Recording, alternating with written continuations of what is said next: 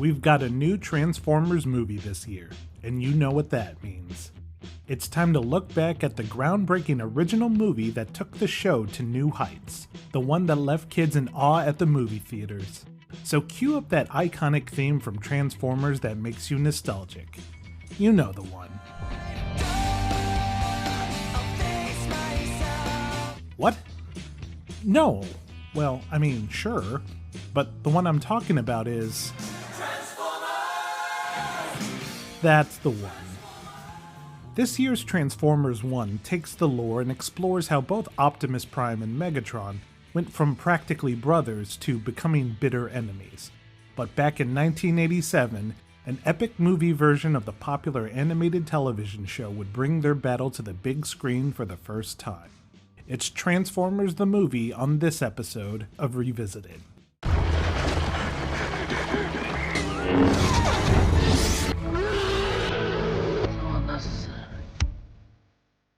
The Transformers cartoon from 1984 was one of several children's shows that was made explicitly to sell toys. It joined the likes of He-Man and the Masters of the Universe, G.I. Joe, and Voltron. However, this is a good example of, if you can make a product that's cool enough, we won't dwell on the shallow corporate reason for its existence. Kids everywhere in the 80s loved the varied vehicles and characters, and the creativity of unfolding and switching parts to turn it into a fighting soldier robot. It was action in the greatest way imaginable. And like I said, the cartoon was cool enough that kids didn't care that it was driven by consumerism. The only time they seemingly started to push their luck was probably with the 1986 movie. You see, Hasbro wanted to push a new toy line, and since they wanted to make space for new characters, that meant getting rid of the old ones. You know, the ones kids grew to love. Fans of the show expected to see a grander version of the Cybertron war on the big screen. What they weren't expecting is seeing two of the most important and popular characters getting a premature conclusion in the first act of the movie. You can't fault this movie for taking risks. However, one thing that Transformers the movie is notoriously remembered for is killing off Autobot leader and fan favorite Optimus Prime early on in the film. The way it plays out makes it even more devastating and tragic. Optimus doesn't go out with a badass or heroic exit, not immediately anyway. In an early battle with the rivals, both Optimus and Megatron get mortally wounded.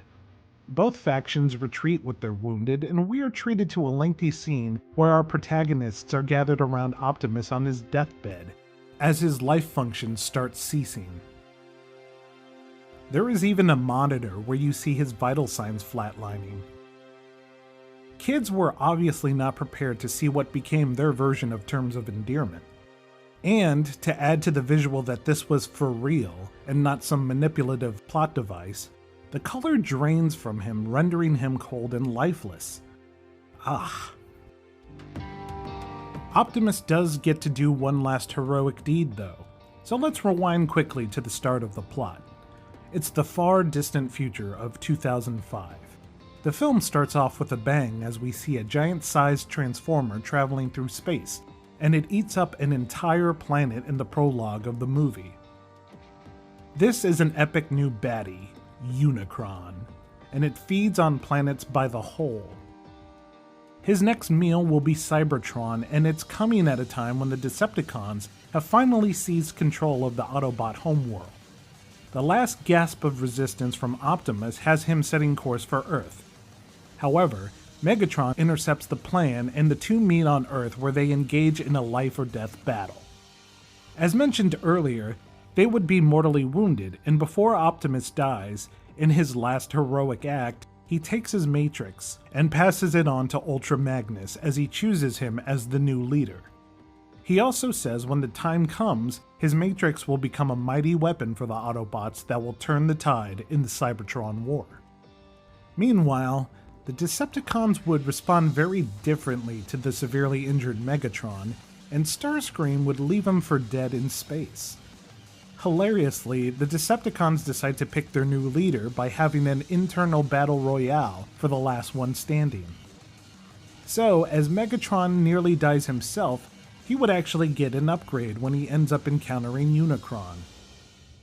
Unicron recruits Megatron to destroy Optimus's Matrix, and in doing so, he would give Megatron a full upgrade to become Galvatron.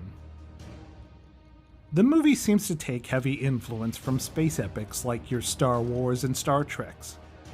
The war sees our characters hop from planet to planet as they have life or death encounters with these alien environments and its inhabitants. A fun twist on the trope would see the final battle between Autobots and Decepticons take place in the planet like Unicron, only it would happen after he himself transforms into a giant transformer. Transformers the movie knew it had the capacity to be higher class than the TV show, with it being a feature adaptation.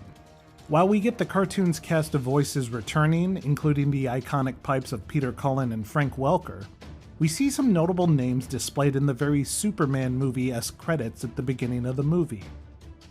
We get names like Robert Stack from Unsolved Mysteries and TV's The Untouchables, Monty Python's Eric Idle, Brat Pack star Judd Nelson, Lionel Stander, who starred in a number of spaghetti westerns, and finally, we get heavy hitters like Leonard Nimoy and Orson Welles. Judd Nelson was coming off the 1-2 punch of hit films The Breakfast Club and St. Elmo's Fire. His appeal would play to hip audiences as he voiced the younger hero of the movie, Hot Rod. Robert Stack brings his gravitas and his Elliot Ness sensibilities to the role of Ultra Magnus, as he becomes the new Autobot leader. Lionel Stander gets to be the older gun that sticks by Hot Rod's side as Cup, and he definitely showcases the wisdom and experience of an aging cowboy-type character that's gung-ho for one last fight. Eric Idle naturally becomes a comic relief as Wreck-Gar, one of the native inhabitants of a trash planet named, well, Junk. Another comic relief character in the film was the aptly named Blur, who was voiced by John Machida Jr. Children of the 80s and 90s will recognize his signature fast-talking style from the Micro Machines toy commercials. Each one has dramatic details, terrific trim, precision paint jobs, plus incredible Micro Machine pocket playsets. There's a police station, fire station, restaurant, service station, and more. As mayor of Micro Machine City, I'd like to present you with a tiny key to the Micro Machine City scenes. I'm trying to get them into the shuttle, Ultra Magnus, because I know he can't launch the shuttle until I get them into the shuttle, but I can't seem to get them into the shuttle because they're impossible.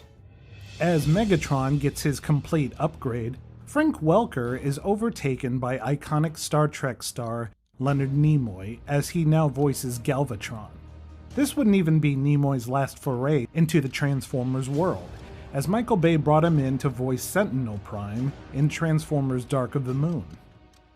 Finally, for a character like Unicron, the filmmakers would surprisingly get cinema's most groundbreaking director and actor, Orson Welles of Citizen Kane fame, to lend his voice to the film.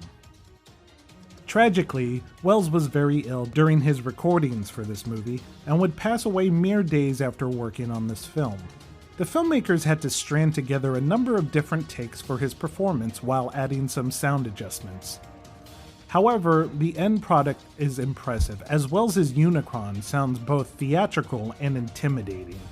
Welcome, Megatron. I have summoned you here for a purpose.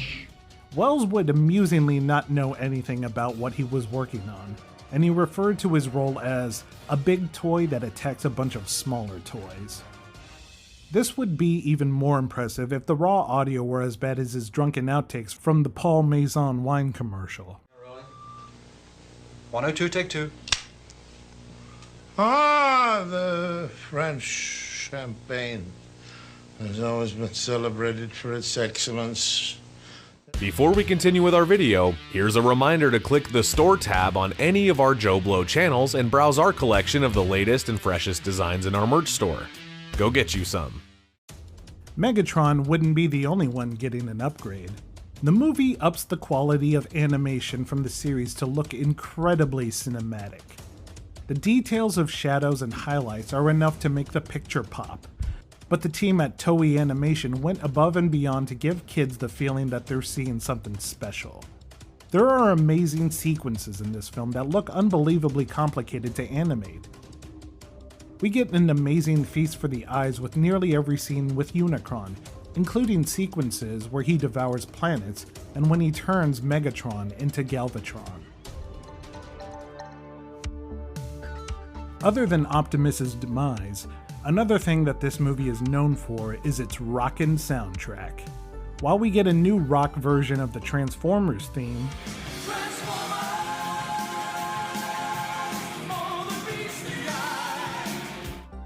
one song that has become synonymous with this film is Stan Bush's inspirational anthem, The Touch.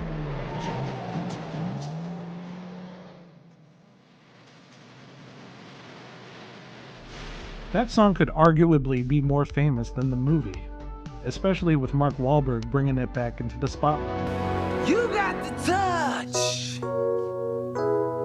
You got the power. You got the touch. You got the power. Such heroic nonsense. The touch is just one of many needle drops in this movie that pumps you up for the scene that's about to happen. Table rubbing, young punk.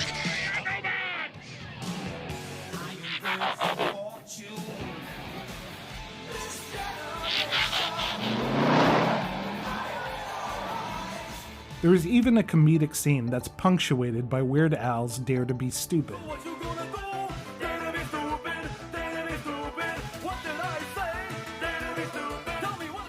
Additionally, the score of the film was composed by Vince DiCola, who is known for his awesomely synthesized soundtrack to Rocky IV. DiCola got to create the score in a dream studio filled to the brim with synthesizers, and it's a project that he's always been proud of. His theme for Unicron would even sound very reminiscent of Ivan Drago's badass theme from Rocky IV.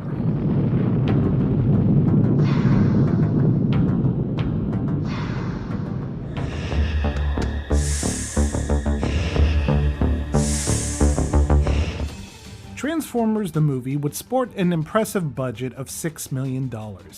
Unfortunately, it would never crack the top 10 at the box office, and it finished its run with a gross that's just below $6 million. The film's audience never quite reached outside of pre-existing fans who were caught up on the cartoon. The movie is very much an extension of the series, and it would do very little to bring in a new audience and make it accessible for viewers who knew nothing about this property, which would alienate the casual moviegoer. However, the film would be long from forgotten, as it still stands as a cult classic and has a comfortable spot in the hearts of Transformers fans who grew up in this era. It's no secret that the property is still going strong, thanks to the movies made by Michael Bay and the additional films that followed. People have already said many times that this franchise is more than meets the eye, but it wouldn't be that way if it didn't have the touch.